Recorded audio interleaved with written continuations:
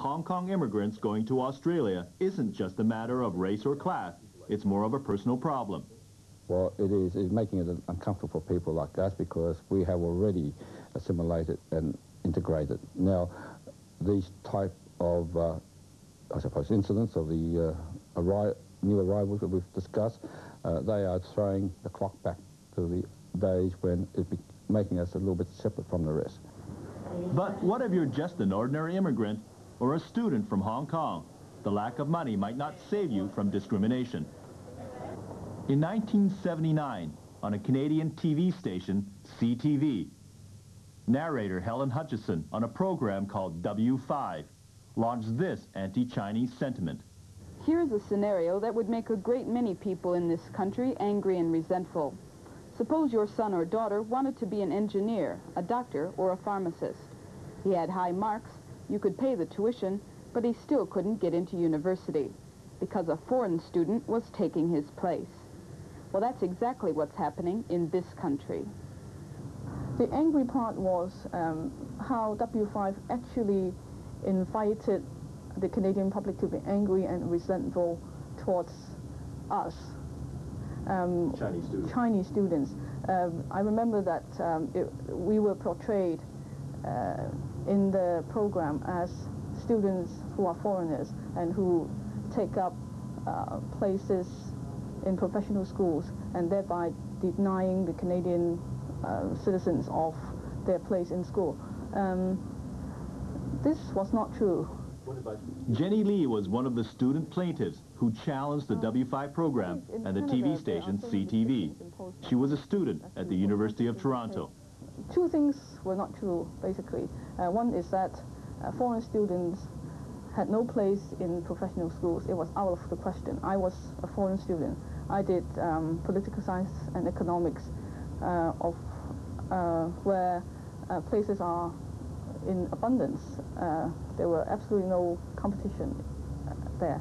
And secondly, they portrayed Canadian citizens or land immigrants of Chinese extractions, and they exclusively as foreigners. The W5 story was about foreign students taking university places from Canadian students. But foreign students cannot enroll in professional schools. That's university policy. And the pictures shown on the TV screen were only of Chinese faces, yet most of them were Canadian citizens. The W5 incident created a nationwide protest from the Chinese communities in 16 Canadian cities. All across the country, Chinese Canadians from all walks of life demonstrated. In Montreal, where the city is French and the Chinese population small, an anti-W5 committee was set up by Sue Lee, a community worker at the time. He knew what the Chinese people did. They stand up and tell the rest of Canada that we are equal citizens in this nation, superior to none, but second also to none. So they stand up and tell the television station that broadcasts that what the television station itself recognized as a racist broadcast. They tell the television station, and through that communication also to the rest of Canada, that they, at this day and age, would not swallow any attempt to downgrade and insult them as second-class citizens. CTV, the television station broadcasting W5, finally apologized in April 1980. It took countless appeals to politicians, fundraising drives, and street demonstrations, and it told the people of Canada that Chinese Canadians have stood up as equal citizens. I think W5 at least have one longer-lasting effect, and that is to put the Canadian Chinese community together. I believe that when I went back 2 years after, there were more organized groups who would actually look into matters, or at least they're more conscious of issues relating to civil rights of Chinese Canadians. It was 7 years ago that the W5 incident happened. Immigration trends have changed in Canada, and now the new Chinese immigrants have money, and that's making a lot of difference. The human and financial resources from Hong Kong, in the long run, will certainly enhance or increase the political clout of Chinese Canadians in Canada. While the Chinese in Canada may be moving up politically, as some claim, it isn't the case in Australia. Up to about 1970, we still had this very repressive white Australia policy, mainly aimed at discriminating against the Chinese. We accepted it because we didn't want to make waves. We didn't want to come out in the open. But we've abolished that now, and I hope we don't see it again. But if the Chinese still will not be involved in politics, still will keep in the shadows, we could wake up one morning and see another white Australia policy.